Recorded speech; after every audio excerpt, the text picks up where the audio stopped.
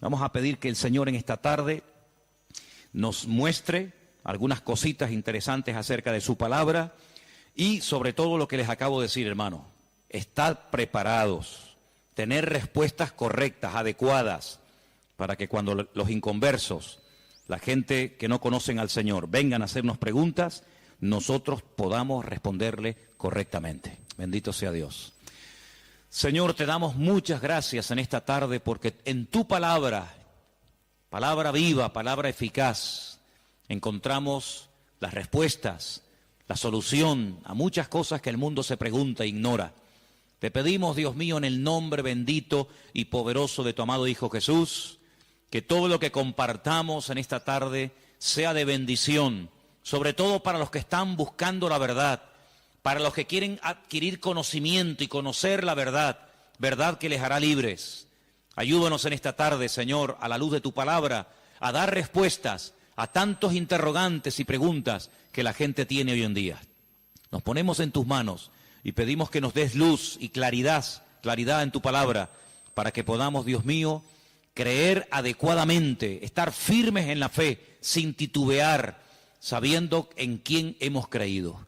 Ponemos este tiempo de estudio en tu palabra, en el nombre bendito de Jesús. Amén y amén. Bendito sea el Señor. Hermanos, quiero llevarles a 4 textos para comenzar. Y el primero va a estar en Jueces capítulo 11. Nos vamos a lo que llamamos Antiguo Testamento, al capítulo 11 del libro de los Jueces. Y vamos a leer concretamente el versículo 40. Jueces, repito, capítulo 11, versículo 40. Y dice la palabra del Señor lo siguiente. Presten atención a lo que dice ahí nuestro Dios. Jueces 11, 40. Y se hizo costumbre en Israel que de año en año fuesen las doncellas de Israel a endechar a la hija de Jefté, Gaaladita, 4 días en el año. Fíjense la palabra costumbre. Se hizo costumbre, no era costumbre hasta ese tiempo. Antes nadie se iba 4 días por el campo, por el monte, a llorar, a endechar a la hija de nadie. Pero ocurrió algo, ustedes conocen que Jefté hizo un juramento que fue una auténtica locura, y fue la de presentar a su hija en sacrificio al Señor. Y entonces dice la palabra de Dios que a partir de ese día se convirtió en una costumbre en Israel que las jóvenes, que las chicas se fueran por los campos llorando, endechando, lamentándose de lo que le había ocurrido a la hija de Jefté. ¿Era un mandamiento bíblico? ¿Era algo que Moisés enseñó al pueblo de Israel en el desierto? No.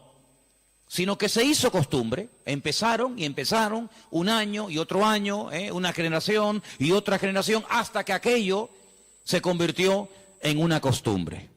Y quiero en esta tarde que ustedes se den cuenta de que una cosa es la costumbre, la cultura, las tradiciones, y otra cosa muy diferente es lo que manda y ordena el Señor en su palabra. A nosotros nos tiene que dirigir la palabra de Dios, no las costumbres de las naciones. No es que esta costumbre, esta tradición lleva 500 años celebrándose en mi país o donde sea. Bueno, los años que se llevan celebrando las costumbres, cualquiera que sean, no le dan credibilidad a la costumbre. Durante muchos siglos era normal salir a una plaza pública y torturar o quemar a una persona, y todo el mundo iba como si fuera un espectáculo público, ¿verdad? Porque era la costumbre de la época. Bueno, pero eso no significa que como era la costumbre, pues está bien. Cuidado, la palabra costumbre, hábito, aparece desde un punto de vista positivo y desde un punto de vista negativo. Por ejemplo, la Escritura dice en el Evangelio según San Lucas que el Señor Jesucristo, conforme a su costumbre, iba el sábado a la sinagoga. Bueno, pero es que hay costumbres buenas, ¿sí? Y hay costumbres malas. En este caso era una costumbre que no tiene nada que ver con la palabra, pero como ya la gente lo hacía, pues el otro lo hacía y el otro lo hacía, y yo creo que ya después de años ni la gente sabía realmente el origen de esa costumbre, pero ya como que formaba parte de la cultura de la época. Quédense con ese detalle. Nos vamos al libro de Isaías, capítulo 2. Libro de Isaías, capítulo 2, versículo 6. Y dice lo siguiente, un texto, por cierto, muy interesante. Isaías 2, versículo 6. Ciertamente tú has dejado tu pueblo, la casa de Jacob, porque están llenos de costumbres traídas del oriente y de agoreros, como los filisteos que pactan con hijos de extranjeros.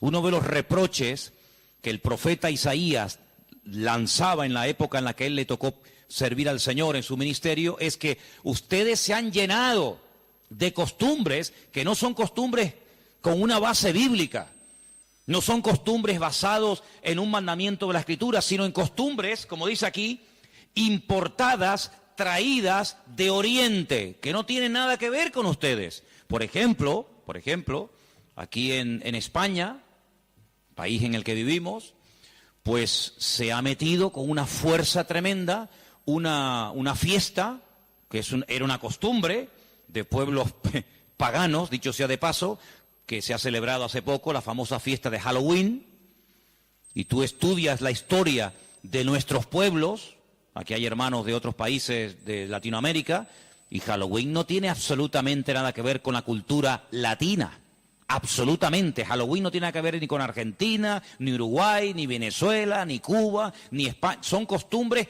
importadas, costumbres que no tienen nada que ver con nuestra cultura, pero a base de repetirlas y practicarlas un año y otro año, como que ya forman parte de una de las muchas fiestas que hay a lo largo del año. Eso precisamente es lo que dice el profeta Isaías en su época. Ustedes han abierto la puerta y se han llenado de costumbres traídas de Oriente, que no tienen nada que ver con ustedes.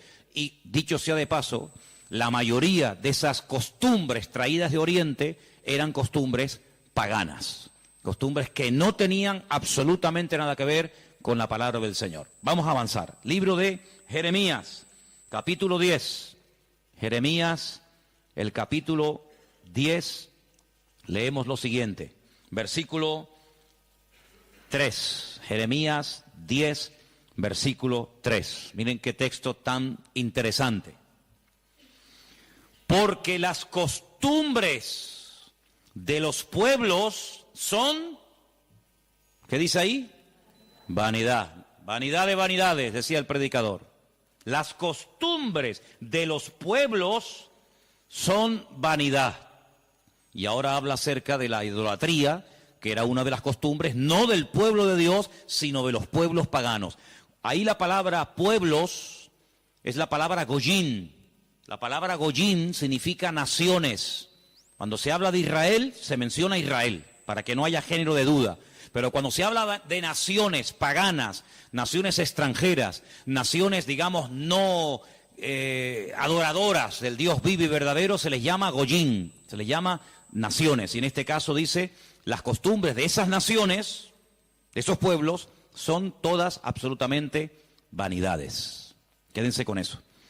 Vamos a leer un versículo en Ezequiel, profeta Ezequiel, un libro que no sé por qué no se suele leer mucho, pero tiene textos y historias muy interesantes. En el capítulo 11 de Ezequiel, el capítulo 12, dice así: sabréis que yo soy el Señor, porque no habéis andado en mis estatutos, ni habéis obedecido mis decretos, sino que según las costumbres de las naciones que os rodean, habéis hecho.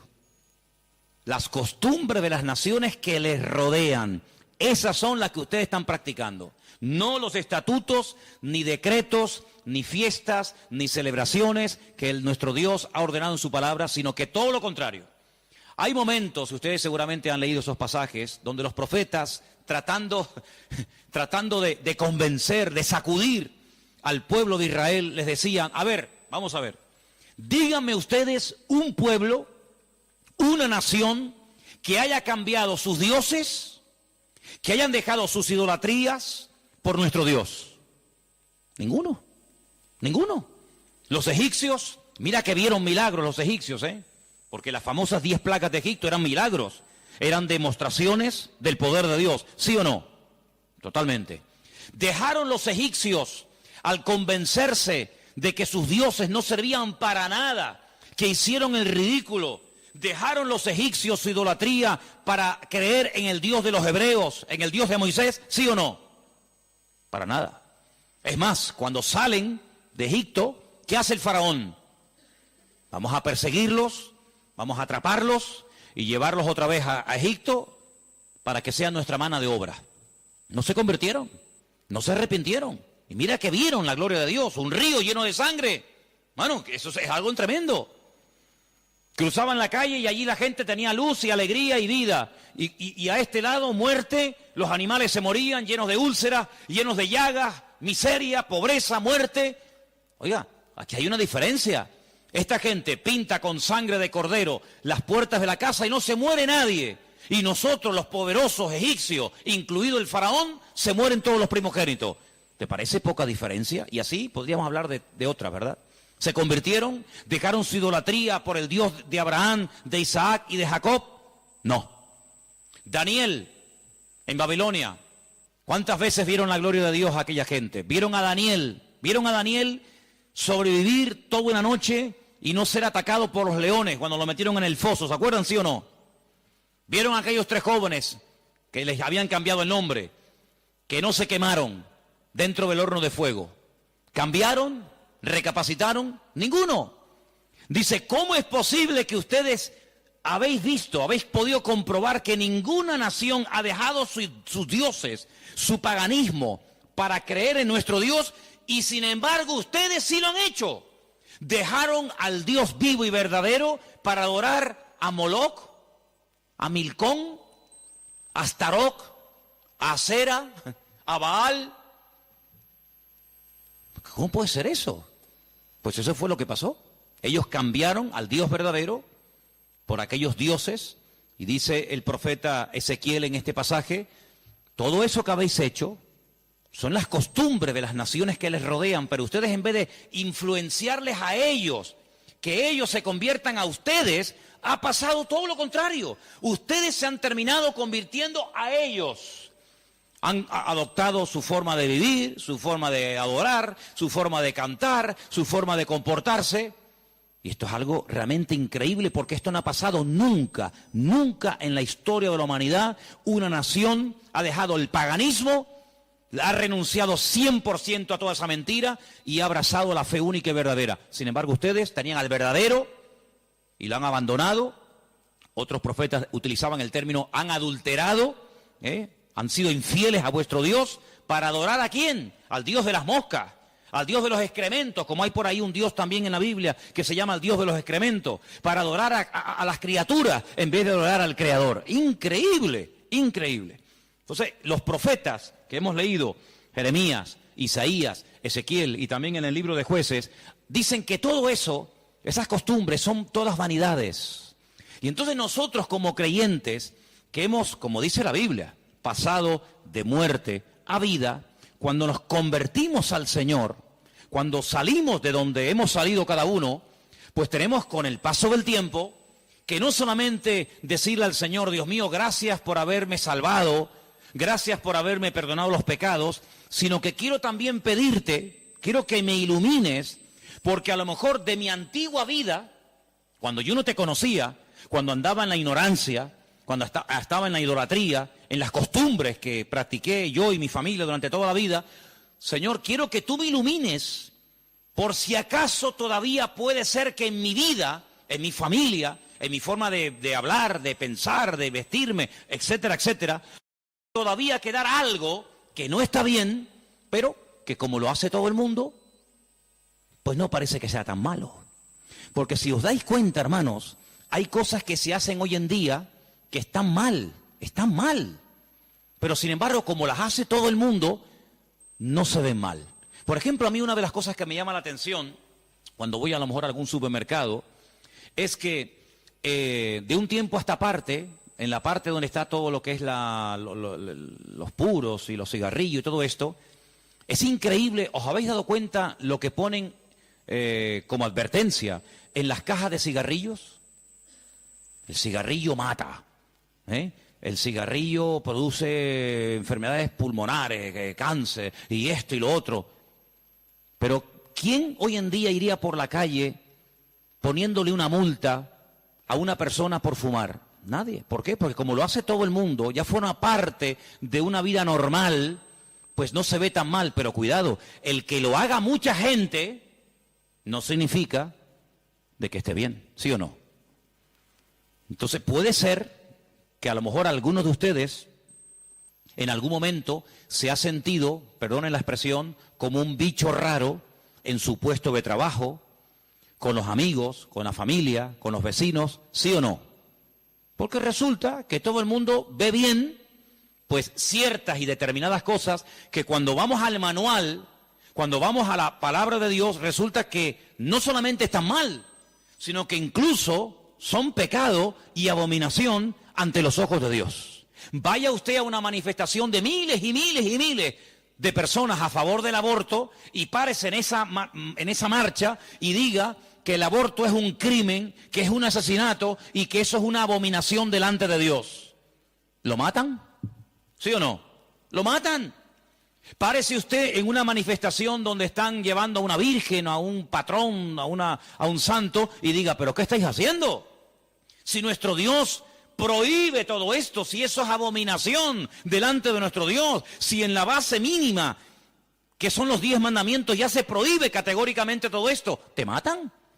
¿Por qué? Porque es que esto se ha practicado. Y claro, después ves ahí al alcalde, y ves al teniente alcalde, y ves al concejal de no sé qué, y ves a fulanito de tal, y incluso al rey, y ves a la reina, y ves a la... Entonces parece que como que no está tan mal, porque lo practica mucha gente. Y quiero decirte, querido hermano, que en algún momento de tu vida puede ser que tú te sientas como que vas contracorriente, como que la gente como que no te entiende y como que tú estás en otra frecuencia, en otra onda, y es como algo imposible de que lleguen a un entendimiento. Pero al fin y al cabo yo pregunto, hermanos, ¿nosotros a quién tenemos que agradar? ¿A quién tiene que agradar usted? ¿A nuestro Dios, sí o no? Bueno, pues si por agradar a Dios me pongo en contra de la familia, ¿estás dispuesto a pagar el precio? ¿Para qué te vas a bautizar? Con la edad que tú tienes. Si a ti ya te bautizaron tus padres cuando eras pequeñita, no lo pueden entender. Pero saben, hermanos, nosotros, repito, primero a quien tenemos que rendir cuentas a nuestro Dios. Y en segundo lugar, tarde o temprano, como dije el domingo pasado, la fe. Y cuando hablo de la fe, yo no me refiero solamente a la creencia, sino me refiero, cuando hablo de la fe, también aglutino nuestro estilo de vida. Porque nuestra fe es un estilo de vida. Somos diferentes, ¿sí o no? Somos diferentes. Somos diferentes a la hora de hablar, a la hora de pensar, a la hora de reaccionar ante una situación. Somos diferentes, lo queramos reconocer o no, somos gente diferente. Eso incluye también el concepto fe. No solamente que creo en un Dios, en un cielo, en un infierno, en la Biblia como palabra de Dios, sino que la fe me lleva a una serie de cambios. Bueno, pues en ese paquete de mi estilo de vida, yo tengo que pararme y decir, ¿lo que estamos haciendo forma parte de una base bíblica o de costumbres que se han ido traspasando de padres a hijos, de generación en generación? Y yo, como he formado parte toda la vida, evidentemente, de este sistema de vida del mundo, pues las he incorporado como algo normal, pero nunca me paré a preguntarme si lo que yo estaba practicando, si lo que yo estaba creyendo era de Dios o era algo totalmente antibíblico. ¿Quién te convenció a ti? ¿Cuándo te diste cuenta de que adorar imágenes no era de Dios? Algunos de ustedes lo hicieron toda la vida. Pero llegó un momento en el que dijiste, esto no es de Dios, ¿sí o no? El que fue ladrón, el que fue drogadicto, el que practicó la prostitución o cualquier otro pecado. Hay un momento en la vida en el que a la luz de la Escritura, oyendo los mensajes, las predicaciones, leyendo la Biblia, el Espíritu, ¡pam!, te golpeó, ¿sí o no? Te tocó y dijiste, que va, yo no puedo seguir por este camino. Y cuanto más profundices en la Biblia, cuanto más profundices en la palabra, te das cuenta de que uno tiene que cambiar en todo, en todo. forma de hablar, a veces, ¿por qué no decirlo?, hasta en la forma de vestir, ¿sí o no? Hombre, vamos a ver, si por ejemplo una chica que está ejerciendo la prostitución esta tarde se convirtiera al Señor, seguramente la forma como esa chica se viste, que está diseñada para seducir, para atraer, para llamar la atención, pues cuando esa chica se convierta al Señor, lo más probable es que el Espíritu le ponga en su corazón que la forma como viste, pues es una forma que tiene una finalidad, pero que esa finalidad en absoluto la tengo que llevar a cabo en un culto. Por lo tanto, seguramente en un momento determinado el Señor le pondrá en su corazón, oye, vístete un poco más decentemente, más ¿sí o no? Seguramente que sí. Y el que toda la vida ha estado robando o toda la vida ha estado haciendo daño, seguro que el Espíritu le va a hablar en ese área de su vida. Pero luego hay otras cosas, como hemos leído, costumbres, que como que no las vemos tan mal. Y hemos visto a la luz de la palabra de Dios, solamente les di 4 textos, están ahí grabados por si los quieren después volver a leer. 4 versículos donde tenemos que analizar y preguntarnos las costumbres, no los mandamientos. Las costumbres que estamos llevando a cabo son bíblicas, son de Dios. Y ahora vamos a pasar al tema que la gente nos pregunta mucho por internet. ¿Qué opinan ustedes acerca de estas fiestas navideñas?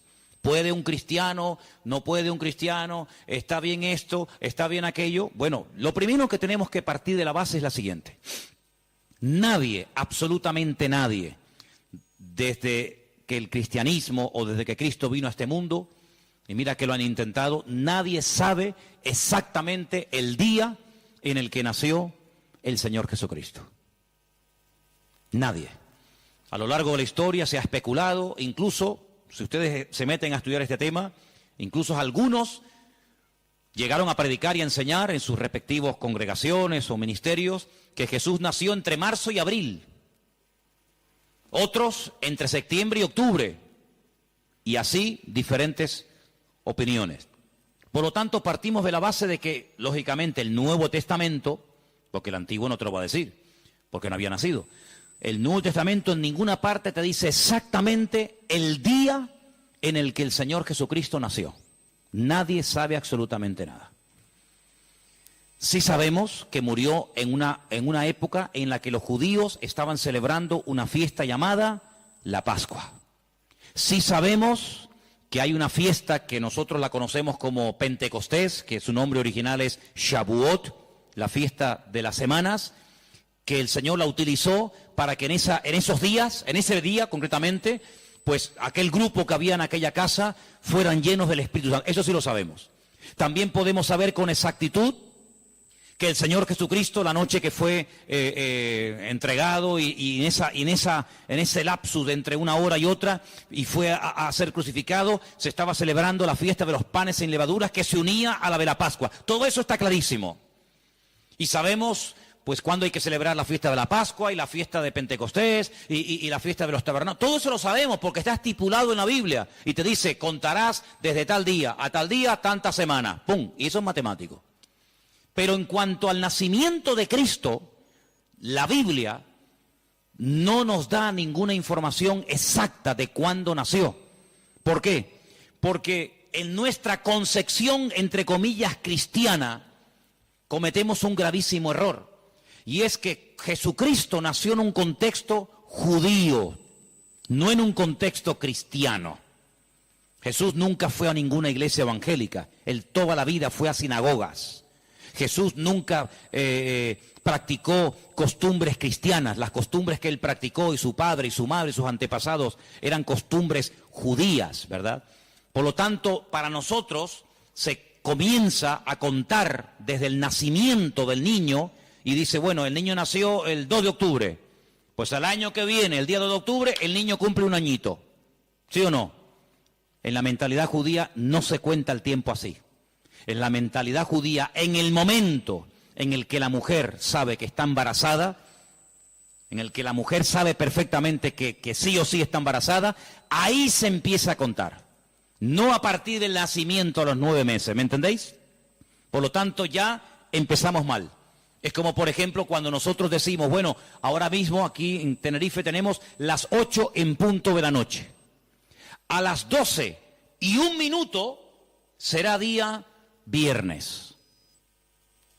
Eso según nuestro calendario, según nuestra cultura, según la Biblia, ya es viernes. ¿Por qué? Porque en cuanto cae el sol y ya se puede ver, aunque sea una sola estrella en el firmamento, automáticamente ya estamos al día siguiente. Entonces dice, entonces todos al revés. Bueno, hay que saber estas cosas. Nuestro calendario gregoriano, inventado, mandado a hacer por un papa, tiene 365 días. El calendario bíblico tiene 360 días. Otro dato a tener en cuenta. ¿Qué te parece? Y así podríamos contar cantidad de detalles que cuando uno va a la palabra, uno tiene que conocerlos. Porque si no ya estás partiendo equivocadamente. Y entonces decimos, el nacimiento del niño marca el momento de su nacimiento y de su próximo cumpleaños. Te vuelvo a repetir, la vida en la cultura judía, en la cultura hebrea, se cuenta a partir de la concepción, no a partir del nacimiento. Ahora bien, tengo aquí algunos datos que les voy a leer en esta tarde, que son muy interesantes, pero primeramente quiero decir lo siguiente. No sabemos la fecha exacta del nacimiento de Cristo. No hay ni un solo ejemplo, ni uno solo. Si alguien sabe de alguno, por favor que lo diga ahora, o calle para siempre. No hay ni un solo ejemplo en el Nuevo Testamento de nadie que haya practicado el nacimiento de Cristo, que haya celebrado, mejor dicho, el nacimiento de Jesús. La única fiesta que nos obligó el Señor a recordar frecuentemente fue, dice, haced esto, háganlo en memoria de mí. Y cada vez que comáis este pan y cada vez que bebáis de esta copa, mi muerte estáis anunciando hasta que yo vuelva. Es una orden. Yo sé que hay movimientos cristianos o evangélicos que no practican esto de tomar pan y vino asiduamente, porque dicen que es algo simbólico. Bueno, yo solamente lo digo con todo mi respeto, no saben lo que se pierden. Y es una interpretación incorrecta. Yo creo que es bíblico y estamos todos de acuerdo, ¿sí o no? Que hay que partir del pan y el vino. Hombre, hay iglesias que lo hacen todos los domingos. Elena, por ejemplo, se crió en una iglesia que todos los domingos, sí o sí, todos los domingos a la mañana, se llama culto de comunión. Por eso, porque se da la comunión. Hay iglesias que lo hacen una vez al mes, otras iglesias una vez al año, etcétera, etcétera. Pero que hay que hacerlo, hay que hacerlo. Pero Jesús nunca dijo, los discípulos nunca dijeron, Pablo nunca escribió, Pedro nunca escribió, Santiago nunca escribió, ningún discípulo escribió, y también tenéis que recordar todos los años el nacimiento del Mesías. No. Mira, recordamos cuando partió el pan y el vino e inauguró el nuevo pacto. Recordamos su muerte, claro. Recordamos su resurrección. Recordamos la venida del Espíritu Santo en el día de Pentecostés. Recordamos un montón de cosas, pero bíblicamente no te puedo demostrar, no lo puedo hacer. Te estaría mintiendo. No te puedo demostrar bíblicamente que los primeros cristianos celebraban el nacimiento de Cristo. No lo hacían. Ni siquiera es un mandamiento de la Biblia el celebrar dicha fiesta. Entonces te estoy dando información para que lo sepas. La fecha exacta del nacimiento de Cristo no se encuentra registrada en el Nuevo Testamento. Ahora, el famoso día 25 de diciembre ha sido un día que en el mundo pagano, en el mundo greco-romano, ustedes saben que estaban los babilónicos, luego vinieron los medos persas, a continuación los griegos y después los romanos. El Antiguo Testamento, lo que llamamos vulgarmente Antiguo Testamento, termina con el imperio medo-persa. Pero cuando empezamos a leer el Nuevo Testamento, nos encontramos a los romanos. Y tú dices, ¿pero y los griegos? ¿Ves? La Biblia no te da información sobre los griegos. Pero entre el Antiguo y el Nuevo Testamento, que hay 400 años de silencio, ¿sabían eso, no? Nuestro Antiguo Testamento, ¿cuál es el último libro del Antiguo Testamento según nuestra Biblia? Malaquías. Pero cuando tú vas a una Biblia hebrea, tú te das cuenta que el último libro del Antiguo Testamento no es Malaquías, es Segunda de Crónicas. Da igual, el orden no altera los factores, ¿no? Sea uno, sea otro, son exactamente los mismos, aunque el orden es diferente. Pero cuando se termina de escribir, cuando el último profeta del Antiguo Testamento terminó su mensaje, supongamos que fuera Malaquías, hasta que encontramos al siguiente profeta predicando. ¿Y quién fue el siguiente profeta entre el Antiguo y el Nuevo predicando? ¿Quién fue?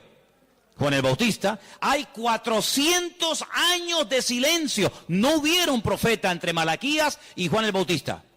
¿Y cómo se guiaba la gente? Por la palabra. Ahí estaba todo escrito, todo comprimido, todo condensado. Y fue un tiempo de silencio, de palabra profética, pero la palabra ya estaba escrita. Luego la gente querían palabra, vayan a la palabra, valga la redundancia. Vayan a la escritura y ahí encuentran todo. Bien. Entonces cuando vamos a estudiar la palabra de Dios, nos encontramos que ese imperio que no aparece en el Antiguo Testamento, que son los griegos, que aparece en esos famosos libros que yo he recomendado muchas veces que lean, Primera y Segunda de Macabeos, que son la familia de los Macab, que significa martillo en hebreo. Los macabeos son los que martillaban, los que machacaban. Y en estos días en Israel se está celebrando una fiesta que no tiene una base, vamos a decir, bíblica, sino es un mandamiento bíblico el cumplirla, vaya, pero que es una fiesta que en estos días ya se está celebrando, y les voy a demostrar que Cristo la celebraba, aunque no era mandamiento, Él la celebraba, y es una fiesta que se llama la fiesta de Hanukkah. Y por eso ustedes cuando van a Israel van a encontrar que hay dos modelos de candelabro diferente.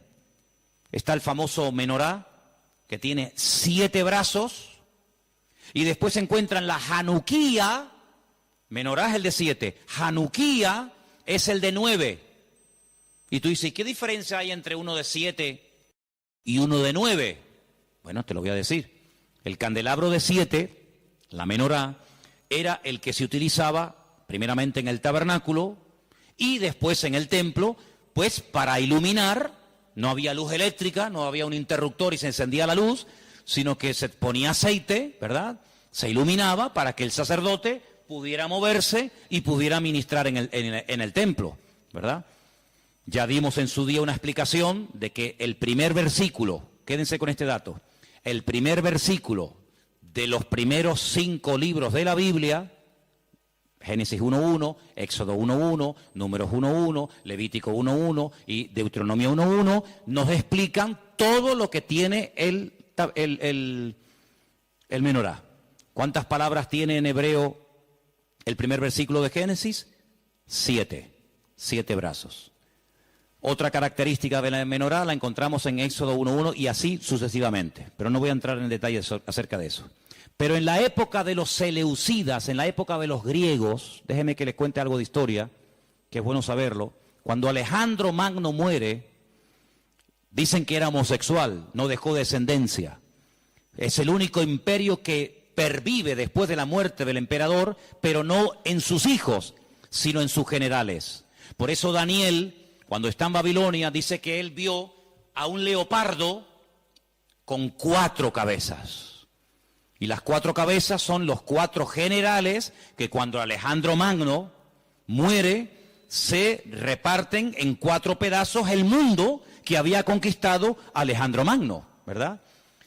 Uno de los trozos que se reparte tenía que ver con Israel.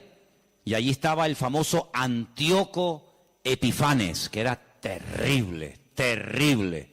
Ese fue el que se atrevió a meter a un cerdo dentro del lugar santísimo y sacrificarlo y de esa manera, humillar y avergonzar a Dios y en fin, tantas cosas, ¿no? Esa es la famosa abominación desoladora, la profanación del lugar santísimo. En esa época de los griegos había una familia compuesta por una serie de hermanos que se propusieron restaurar la vida política y espiritual de Israel. Los griegos dominaban, el templo lo habían convertido en un gimnasio, habían impedido los sacrificios y aquello era un desastre. Esta familia se levanta, primero un hijo, después el otro hermano, todos murieron como mártires, es una historia tremenda. Y estos macabeos, que no se llamaban macabeos, sino una especie de apodo, los que martillaban, los que golpeaban, pelearon militarmente, cuerpo a cuerpo con los griegos y los derrotaron, los vencieron, los echaron de Israel y restauraron el culto en el templo. Pero resulta que el aceite que se utilizaba para las lámparas del candelabro, en este caso de la menorá, no llegaba, porque lleva un proceso y se tarda un tiempo en elaborar ese aceite específico para la menorá. Había muy poco aceite. ¿Qué ocurrió? Oraron al Señor y el Señor hizo que la poca aceite que quedaba durara milagrosamente más tiempo de lo que habitualmente duraba. A partir de ese momento, para recordar el milagro de que el Señor permitió que el aceite durara más tiempo de lo habitual, se comenzó a celebrar la fiesta de la Hanukkah, la fiesta de las luces, la reinauguración del templo. Entonces, en esta época del año, para recordar ese milagro, se enciende con la vela del centro, cada día una vela diferente, hasta llegar a 9 velas, porque ese fue el tiempo que duró el aceite. Y eso es lo que significa la fiesta de Hanukkah. Ahora ustedes pueden ver, dice, y Jesús subió al templo a la fiesta de la dedicación del templo. Y tú dices, ¿qué fiesta es esa? Porque ahí no dice Pascua, ahí no dice Pentecostés, ahí no dice Tabernáculo, dice a la fiesta de la dedicación del templo. Pero si el templo ya estaba inaugurado cuando Cristo vivía. Pero era la fiesta en la que se recordaba la reinauguración del templo cuando los macabeos derrotaron a los seleucidas, a los griegos, y entonces esa era la fiesta de Hanukkah que Cristo la celebraba, Juan capítulo 10. Entonces Cristo, que sabía la historia de esa fiesta, dice, yo soy la luz del mundo. Y la gente sabía lo que estaba diciendo, porque así como este aceite, esta luz se enciende, yo soy ahora la luz del mundo. Y posteriormente a sus discípulos le dice, y ahora también vosotros sois la luz del mundo. Y todo está basado en algo que pasó en aquel tiempo. Entonces, cuando vamos al Nuevo Testamento, nos encontramos que nos dice la Biblia quién gobernaba en el Imperio Romano en el tiempo del nacimiento de Cristo. Pero cuando se hace el calendario gregoriano o cristiano, vaya, el que tenemos ahora mismo nosotros, se cometió una gravísima equivocación. Algunos calculan que del verdadero calendario bíblico al que usamos actualmente puede haber una diferencia entre 4 y 6 años. Es decir, que en vez de estar ahora en el 2015, estaríamos ahora 4 años o 6 años más de lo que estamos. Y eso es bueno saberlo, porque la Biblia nos da datos acerca de lo que va a ocurrir en cada tiempo, y por eso estamos viendo profecías cumplidas nosotros en este momento, que tú dices, pero no me encaja el tiempo. Claro, no te encaja el tiempo si te llevas por el 2015, pero si te llevas por el calendario bíblico, te encaja.